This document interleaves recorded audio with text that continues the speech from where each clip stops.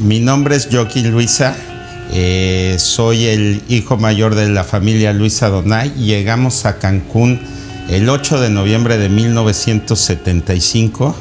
Estamos cumpliendo casi 44 años de vivir aquí en Cancún. Y ahorita me dedico a la arquitectura, a lo que es el proyecto arquitectónico. Tengo más de 20 años dedicado a ello y soy director de la firma 15 Arquitectura. Querido Joaquín, te envío esta postal recordando las cartas y postales que nos escribimos en el tiempo que estuvimos fuera de Cancún para estudiar la universidad, y me contabas cómo se portaba mi bomboncito de chocolate.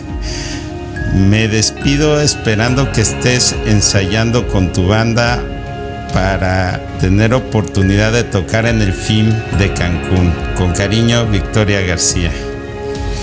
Pues muchas gracias, Victoria, por esta postal. Me da mucho gusto recibirla. Sí, me acuerdo con mucho cariño de esa época. Fue un periodo muy padre de sentimientos y de emociones. La mera verdad, no me dediqué a cuidar a tu bomboncito de chocolate, él se cuidaba solo, pero te mando un abrazo y te agradezco mucho que te hayas acordado de mí y que me hayas recordado estos tiempos.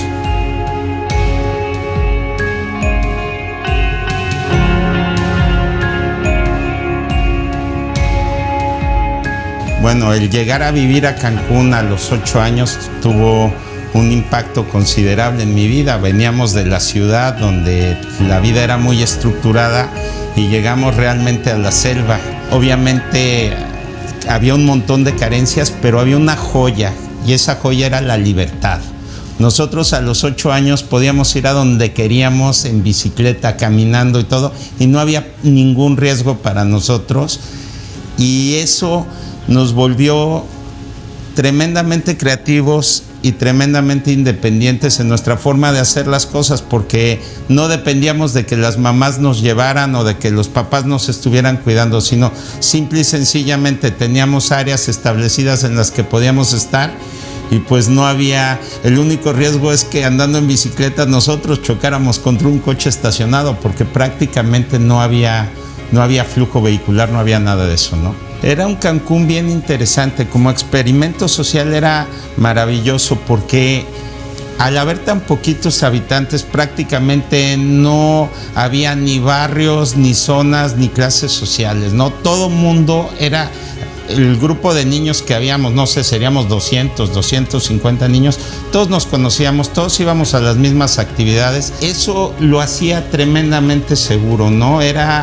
Podíamos seguir, por ejemplo, de los lugares más recurridos era toda la zona del Parque de las Palapas, y todas las casitas de la gente que vivía ahí, pues íbamos y entrábamos y salíamos de todas esas zonas sin ningún problema, y éramos muy chicos. Estamos hablando de niños de entre 6, 8, 9 y 10 años, más o menos en esa época.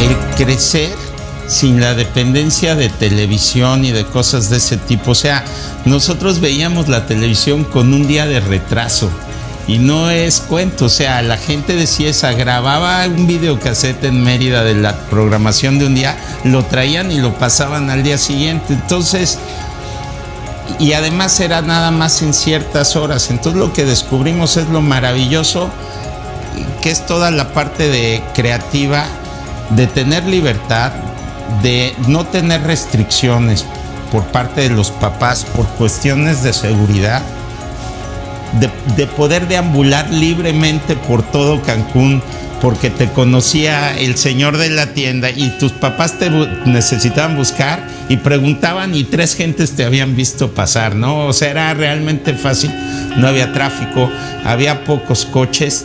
Y había una parte que para mí es bien interesante. No había cuestiones tan marcadas como existen hoy en día, de cuestiones de clases sociales, que cierto sector de la población va a cierta parte y cierto sector va a otra. Todos íbamos a los mismos lados, todos convivíamos y todos estábamos y nos la pasábamos muy bien. y eso yo realmente lo extraño, o sea, eso lo extraño.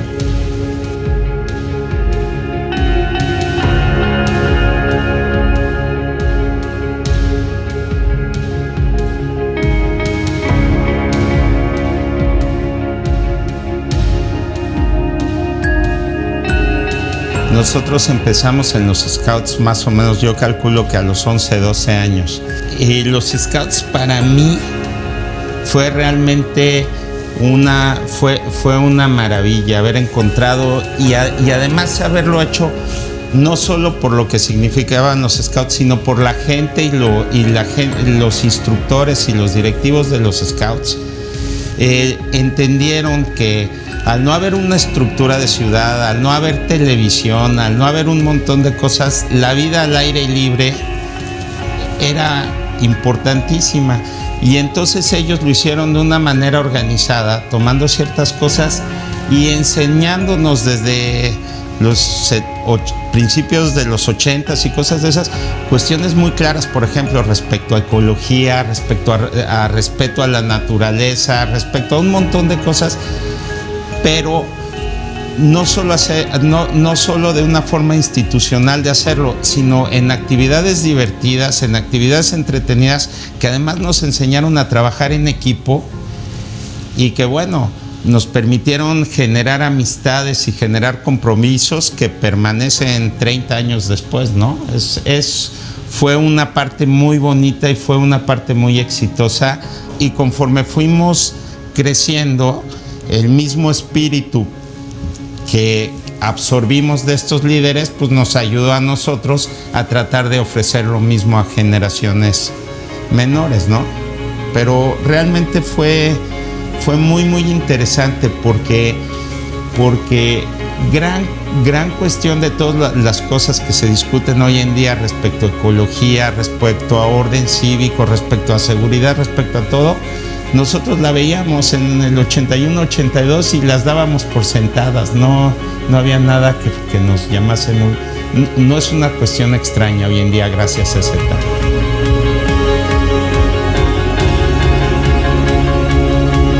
Fuimos creciendo y de repente, bueno, nos empezamos a dar cuenta que también había la cuestión de las fiestas y ese tipo de cosas. Entonces, entre el mismo grupo que estábamos en los Scouts, decidimos que teníamos que hacer un grupo de rock y nadie sabía tocar absolutamente nada. Entonces lo primero que hicimos fue distribuir los instrumentos de qué le tocaba tocar a cada quien y lo armamos. Estábamos Memo Fuentes, estaba Víctor Sumuano, Hernán Luján, Pepe Rueda y un servidor. Y formamos lo que se conoce como Alto Voltaje. Y como Cancún, repito, en esos tiempos era muy fácil, fuimos con los únicos músicos profesionales que había en esos tiempos, que era un grupo que se llamaba 2+2, y les pedimos que nos explicaran, y entonces ellos nos ayudaron desde conseguir los instrumentos hasta enseñarnos a tocar, y empezamos a tocar.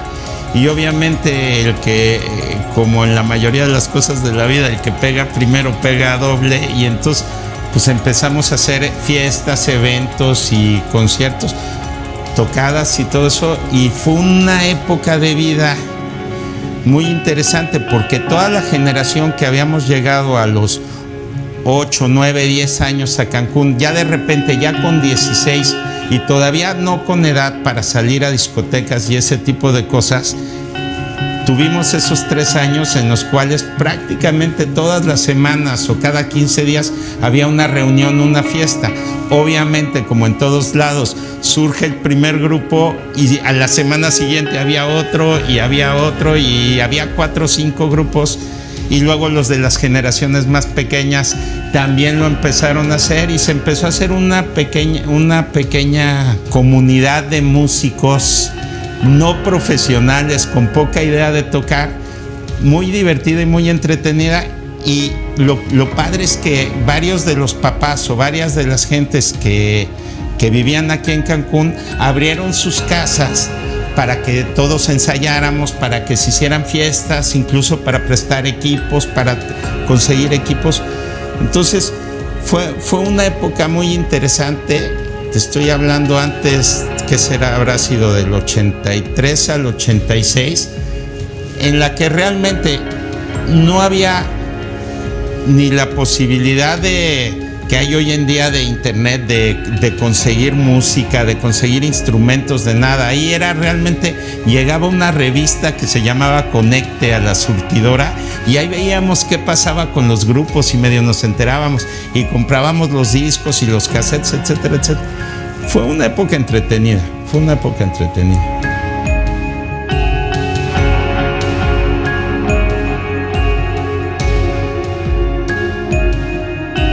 Tommy siempre era como que el responsable del grupo, éramos un grupo como de 8 o 9 amigos que básicamente veníamos de vacaciones a Cancún después.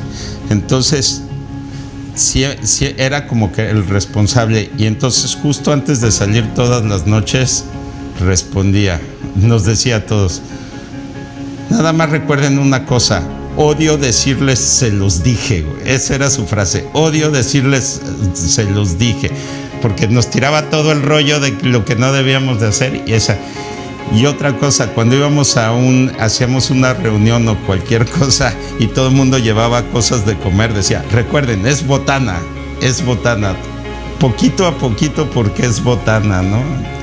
Era como que el más prudente de todo el grupo que teníamos, esas son interesantes. Hay otra que no sé, un día nos detuvieron, veníamos bajando del Daddy-O, nos detuvieron y nos paró la policía por exceso de velocidad y Tommy dijo, yo lo arreglo, yo voy a platicar con el policía, y se fue a platicar a la patrulla con el policía y como a los 20 minutos llegó el policía y nos dijo, ya llévense a su amigo, ya no lo aguantamos, güey, órale. A Tommy lo conozco de toda la vida. El papá de Tommy nos dio un curso de buceo con snorkel a todos los niños de la escuela de Itzamná. Y entonces pues Tommy estaba ayudando a sus papás y ahí nos hicimos amigos y ha sido una amistad que todavía a la fecha perdura, ¿no? Es una muy buena persona.